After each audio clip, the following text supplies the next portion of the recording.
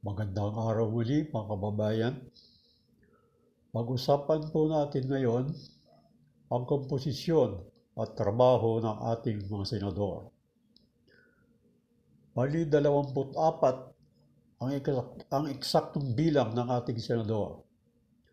Ang trabaho nila ay nakapaloob sa 66 na committees na kung ating susuriin, ang senador ay kailangan may advance na kaalaman sa batas, sa economics, political science, sa negosyo, at public administration.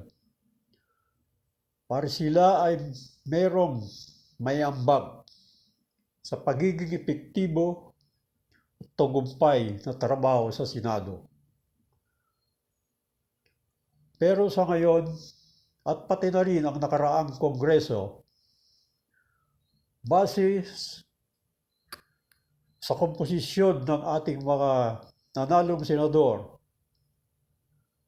sa eleksyon, ay marami sa kanila ang hindi eksperto sa kanilang larangan ng kaalaman base sa edukasyon at karanasan.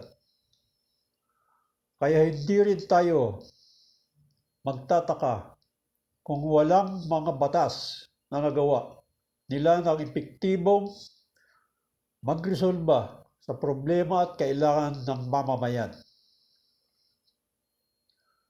Kaya mga kababayan, sa susunod na eleksyon ay maging mapanuri tayo sa pagboto sa mga senador at pati na rin sa lahat ng halal na posisyon sa gobyerno.